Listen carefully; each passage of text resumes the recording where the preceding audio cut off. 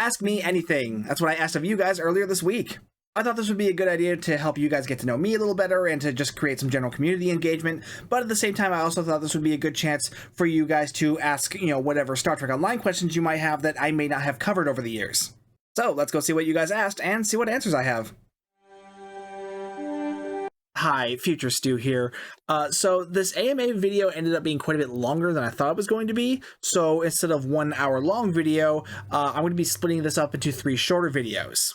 I feel like most of you don't want to listen to me ramble on for an entire hour, but I also wanted to make sure that I answered everyone's questions. So that's why I'm splitting this into 3 separate parts. Just wanted to give you guys the heads up. So anyway, back to the video.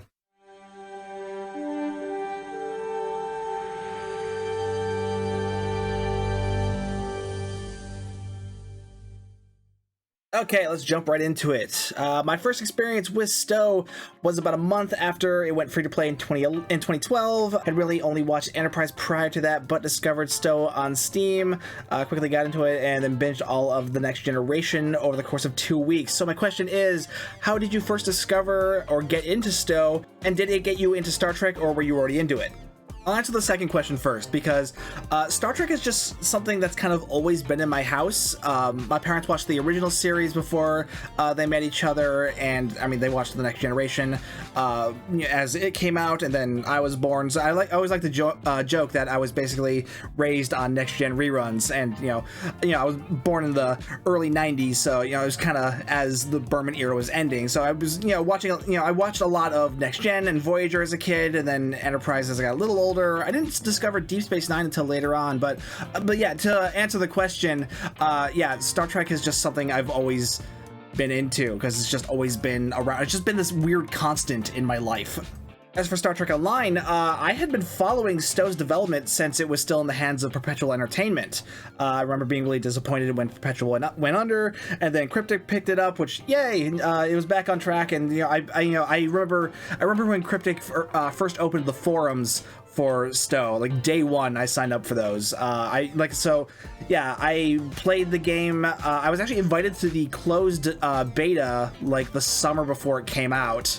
And yeah, I've been involved in Star Trek Online since the beginning, and from a player standpoint, and it's just the really weird thing about STO is, at least for me, is that I got the summer I got invited to the closed beta was also the summer I graduated from high school. So it's really weird to think that STO has kind of been a part of my entire adult life.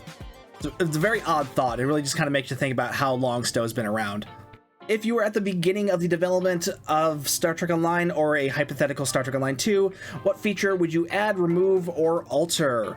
Probably the class system. I would just rip that out entirely, because Star Trek Online gives you a lot of freedom in designing your characters. That wasn't always true, but these days, there's so much you can do. You can build your character pretty much however you want, but the class system is something you can't really change. And the thing is about the class system is that it gives you so little difference between the three. It's so pointless in my thinking. I mean, why keep these things just still here when you can customize everything else however you want it? So I feel like you should just do away with it entirely and just let everyone build their characters any way you want them. I mean, I imagine there's reasons they haven't ripped out the class system, and that's probably because who knows how many things it would break. But at the same time, yeah, if it's if it were up to me, that would be something I would want to rip out just entirely, because I don't think it needs to be there anymore. A second Pirate Scum Gaming's question on engineers. Hold on, let's go find JB. Where are you, JB? Here we are.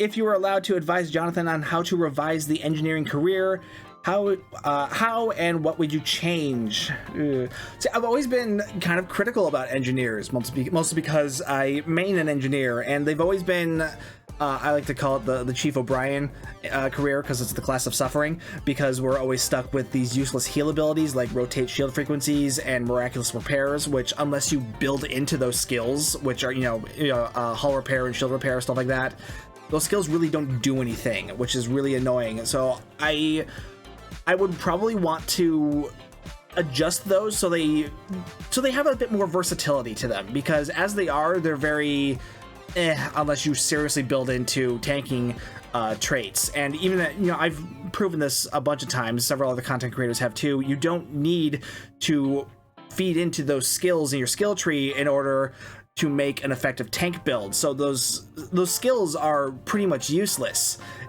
So I don't really know what I would change. The idea with engineers, though, I've always hated the idea of them being the tanking class, because I mean, tanking it can be done on any class. In fact, it's actually more effective on science or tactical characters. So I would really rather them be more focused on energy output than tanking. So, because I mean, they've already got Nadion version and EPS power transfer. I'd rather just feed further into that with its other abilities. I'd also get rid of Cover Shield. That ability is useless, it is annoying, all it does is get in the way, and I hate it so much. Someone used it earlier today in Cat's Tail, and I wanted to scream at them. Oh, I know exactly what I would replace it with. Something that gives some sort of buff to kit performance, because that makes sense for engineers. You know, it makes sense that they would be very focused on buffing kits, because kits are, you know, they're the tools that you work with on an away team, and you know, engineers are all about their tools, so they should have something that buffs those tools. So something that buffs kit performance is perfect, and getting rid of Cover Shield would make me a very happy person.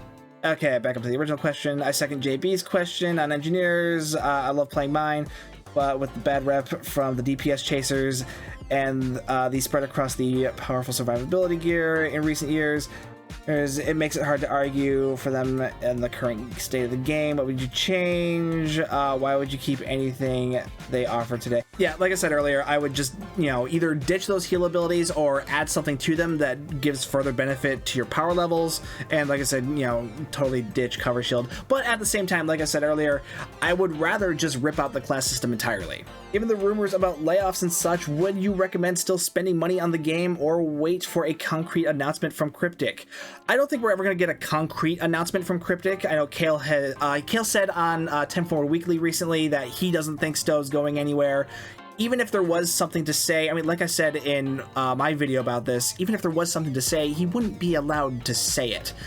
You know, it's not like Cryptic's gonna announce, hey, we're shutting down, so don't spend money on the game for the next year and a half. They're not gonna do that. And you know, honestly, who really knows what is going on over there? So my advice would be, do what you want with your money. I can't tell you what to do with that, but at the same time, I mean, if the game stops making money, it's definitely gonna go away. So that's something to consider there.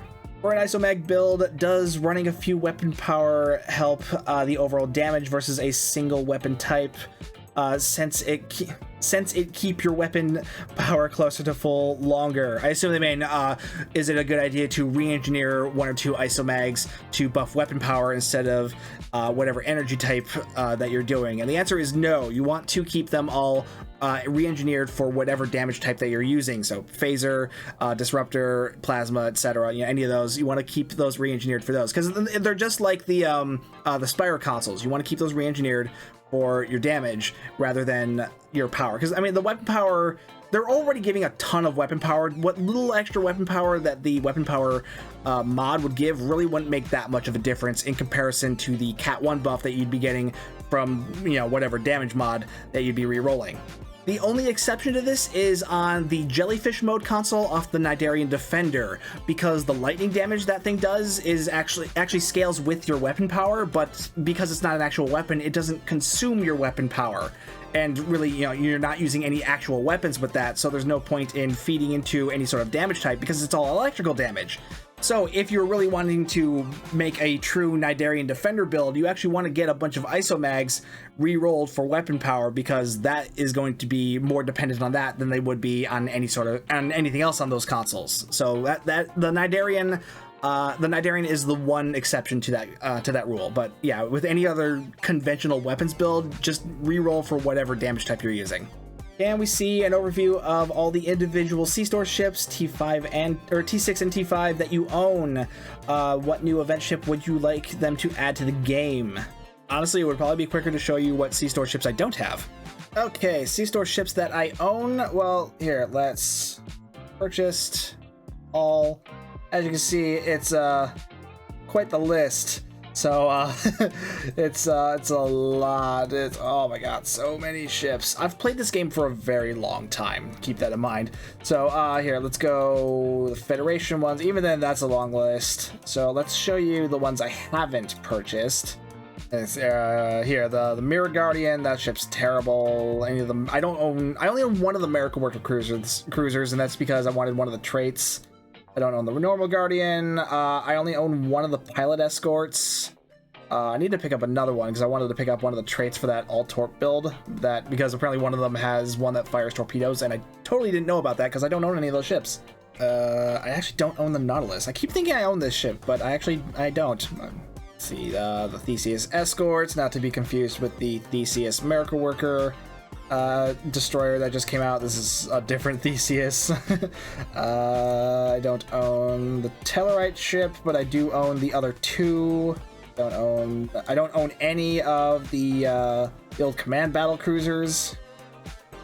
I don't own some of the older like starter ships because just a lot of them didn't really interest me. I do own the legendaries of some of these though. Don't own the Edison, which still surprises me a little bit. But then I don't really like the look of the Edison. I think it's kind of a funny looking ship, even though I do love the stats on it. Fortunately, I mean there are 4 other ships that are temporal warships that are identical to this thing virtually. In fact, the others are a bit better because I mean the Jem'Hadar one comes with the wingmen, and the Romulan one has a battle cloak, so may as well get one of those. I don't have any of the new ships out of the recent bundle, the flashback bundle, because I never bought that bundle. I thought I was going to. I decided not to. I still may get it, especially because apparently the experimental weapon off the Cyclone is actually really good. That would be nice to have. But yeah, I never picked that up.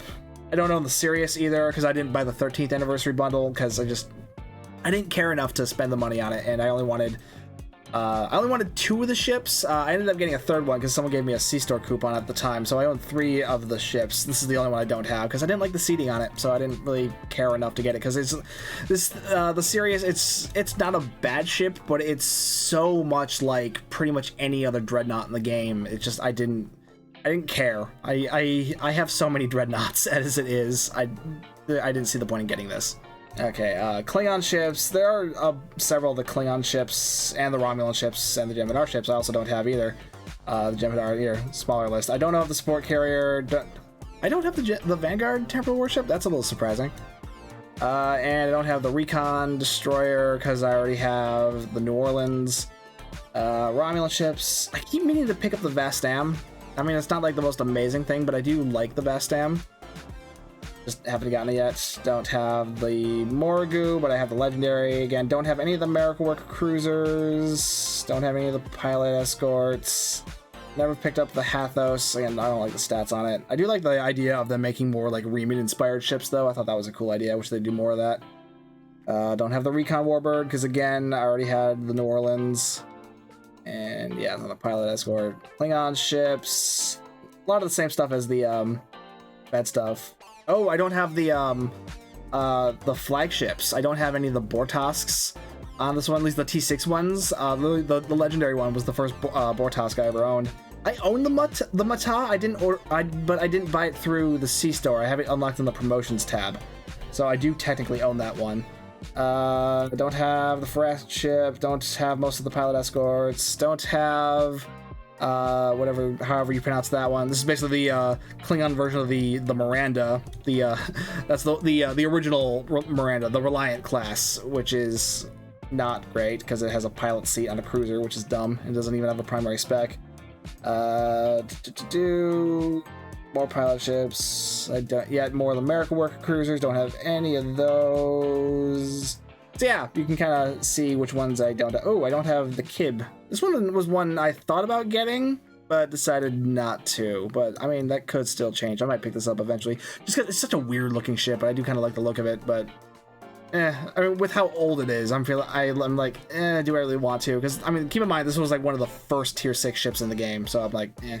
As for what event ship I would like them to add, I don't know, man. I mean, Star Trek Online has done so many event ships, it's hard to tell. And even then, it's hard to tell like what ships they're going to release as event ships and what ships they're going to release as, you know, promo ships or whatever. So who knows? I don't know. It'd be easy just to say whatever ship I like and for them to add it as an event ship so I can get it for free, but that's not how the game works. So I don't know. I really don't have an answer for that one. Okay, that's all the questions we got. I hope you guys enjoyed this video. I thought it was kind of an interesting idea, like I said earlier, to one, to get to know me, but also for you guys to just ask whatever questions you might have that I haven't answered, you know, in any of my previous videos. I did one of these like a year or two ago, but I didn't do it as a video, and I really should have, and I feel like this type of engagement was much better than what I did last time, which was just as a community post. If you like this video, let me know down in the comments, because this is something I would like to do more of, but at the same time, I don't want to do too much of it. I don't want to oversaturate the channel with Ask Me Anything things, because, I mean, you guys are only going to have so many questions. So let me know down in the comments if you like it, and this could possibly turn into like one of those annual things that I like to update once a year.